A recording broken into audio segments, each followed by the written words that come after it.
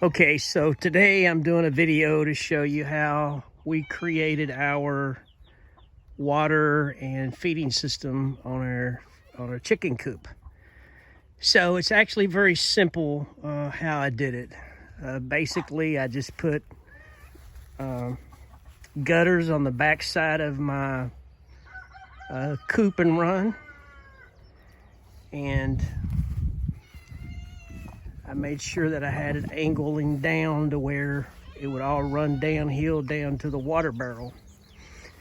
So basically we just got a food storage barrel. We actually bought this from a farm supply called Orchelon here in Radcliffe, Kentucky. And it was just a white barrel, and I spray painted it. And then on my downspout here, I just got this little gutter catch that fits right into your gutter, and hooked a short hose into it and ran it straight into the top of my barrel. And then on the barrel itself, I ordered this spigot, the spigot itself, off of Amazon. And I just took a hole cutter on my drill and drilled the hole and put the spigot in. And it was actually fairly simple. You just, on the back side, on the coupling on the spigot, you just feed it down through the top of the barrel. And it's a lot easier when the barrel's empty and you're able to roll it around and position it, but you just feed that down to where you can get a hold of it, get your spigot started. And I just threw some thread tape on there to ensure I wouldn't have any leaks. And then I just bought the splitter here, and that way when my wife is down here, she can hook a water hose on it and do whatever she needs to do. And then I just got a old piece of water hose that we had that was busted, and I just cut it to length and got these clamps and clamped it off and fed it straight into my splitter. And then I ran it down, and I just used 1-inch PVC pipe, and I ran it. I bought all of these pieces and put this together. You can get this anywhere, any hardware store. And I just got my coupling here that my water hose would fit on. And then I ran it down, and you can order these cups. We got the cups and the piece that the cups screw into from Amazon. That comes in a kit. You can get the whole thing. And they're not expensive at all. So I just got that, measured out how many feeders I wanted, cut my PVC and put it together and glued it together. And there you have it. So the chickens learned very quickly on how to use the cups. Inside the cups, it just has the little fingers in here. And all they do is take their beak and move that, and it fills the cups up with water. Okay, and I basically just, after I got my pipe, I just attached it here to the 4x4s. And at the end, I put a clean out valve on the end of it. Let me come around so you can see.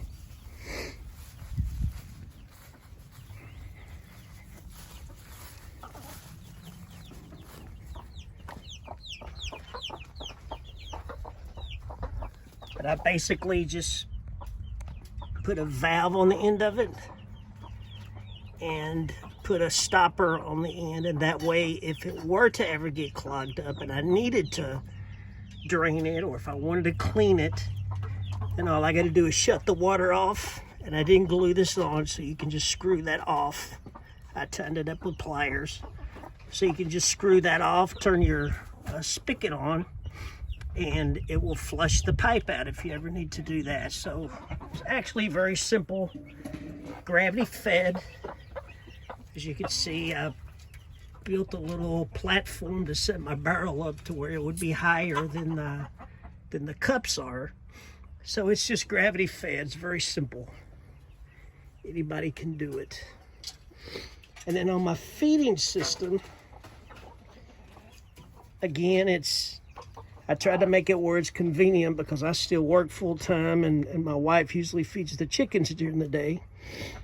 So I tried to make it easy for her to have access from the outside of the run. So again, these pipe are just sewer pipe.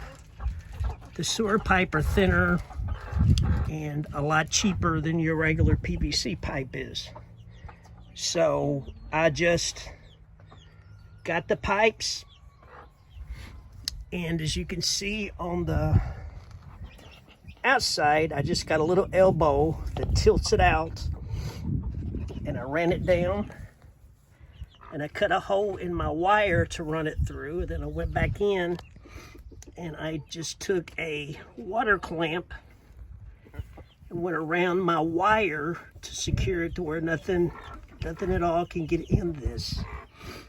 And then my second piece, I just bought it. It's just a straight piece of sewer pipe. And I just measured out the distance and how many holes I wanted, and I cut my hose in that, and I put it together. Now, I didn't glue this, and the reason for that, if for any reason it ever got stopped up or whatever, if I wanted to redo it or expand it, I can take it apart.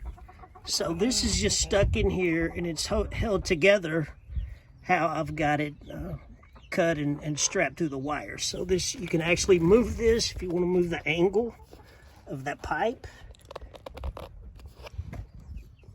You can move that, or you can take it all apart and take this out. Okay, so it's very, very simple to put together. And basically it did the same thing. I just took a hole cutter on the end of my drill, marked my holes, and just cut them out. So they're not perfect, but they are round and they're pretty evenly spaced. Okay, same thing on this side. And then again, I'll walk out here on the outside and show you how I got that on the outside.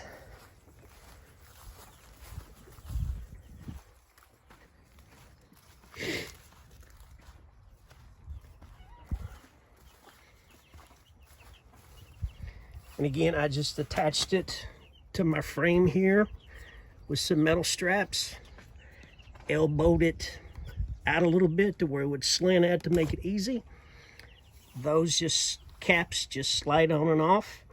So all she has to do is pull the cap off. She can fill the feeder up from the outside of the run without having to get inside with the chickens if she wants.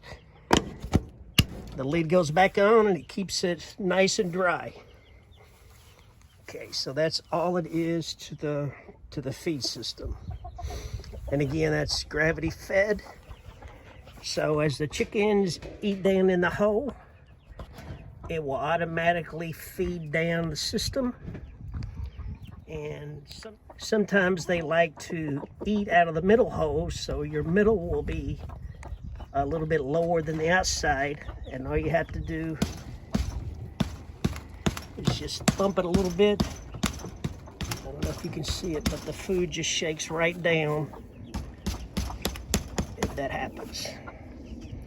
So very, very easy and convenient setup to be able to feed your chickens without having to actually get inside the coop or the run, or however you got your system set up. Okay, so the guttering system was just some cheap vinyl guttering that I got at, I think I purchased that at Lowe's or Menards. And first time putting guttering up, and again, it went together really easy and very simple to do. Now, some advice. on our run.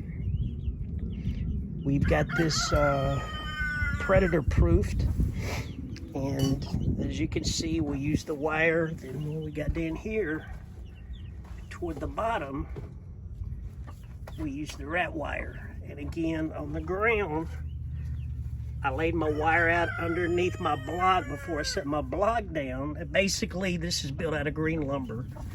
So the only reason that I put the stones down, stepping stones to set my lumber on, is try to prevent rot and make it last as long as possible. But before I laid my rock, I ran my rat wire underneath it.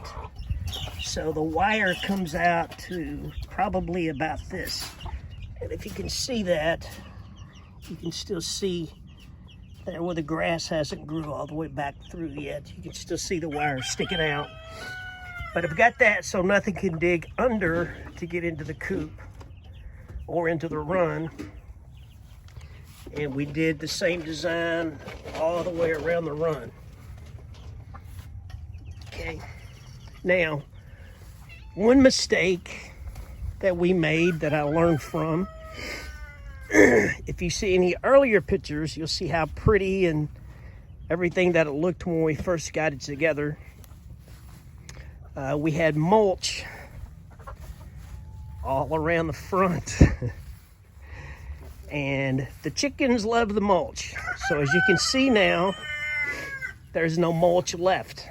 So what I'm gonna do, I'm gonna come in and either get me some landscaping stones, or I might use some treated lumber or something. I'm not sure how I'm gonna do it yet, but anyway, I'm gonna trim this back out, and I'm gonna cover this over with gravel. So the gravel will come out, it'll go over my stones there and make it look a lot neater. And I've sort of been slacking. We put tarps up for the winter. We had a very cold winter this year. Had several nights way below zero.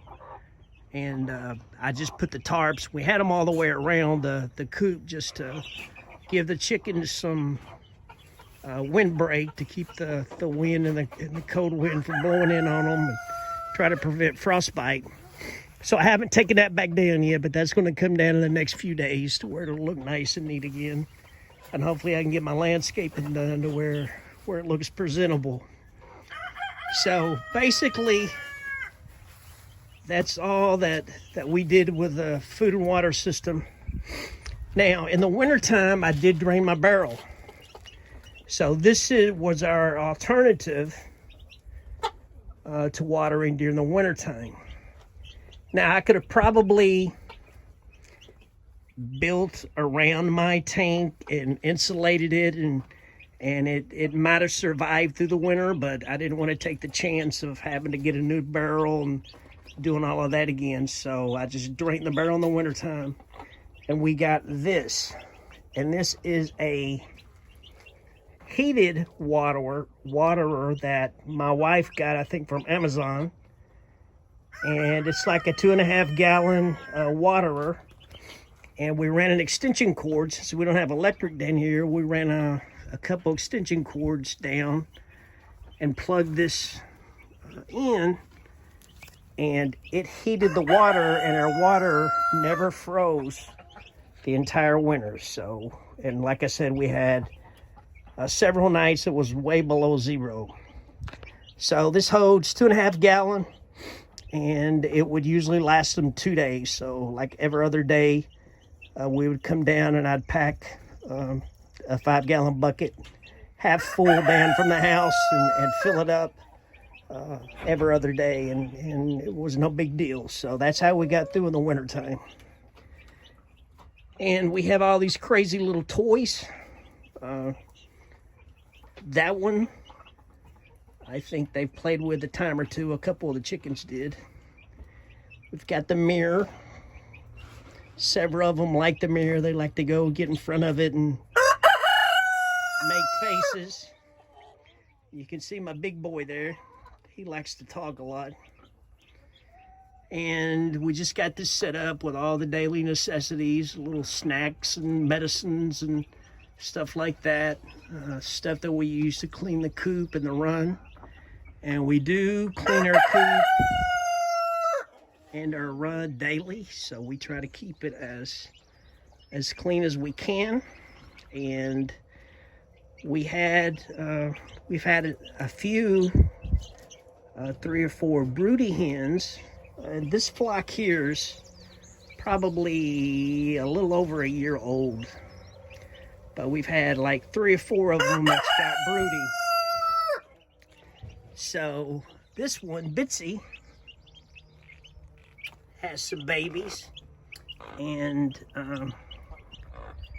we just got a little small dog kennel or whatever you call it, and put them out here. And since the weather's nice, we just set them out here in the run, and they've got double security. Not only that, but then they got the run at night that we have been lucky, and no predators has been able to get into our run or our coop yet.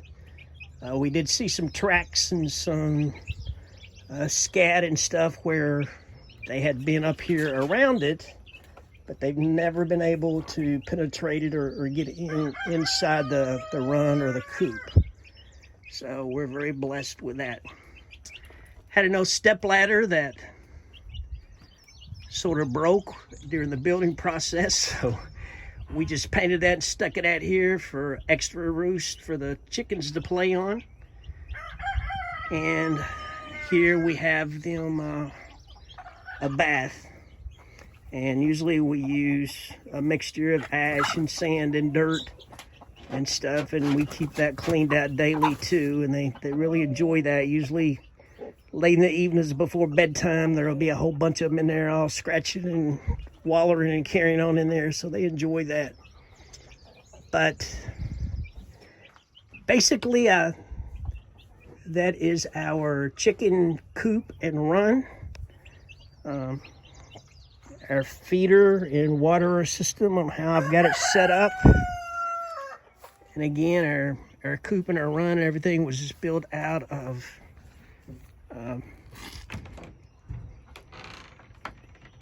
green sawn lumber from a sawmill from Drake's Lumber. This is inside our coop.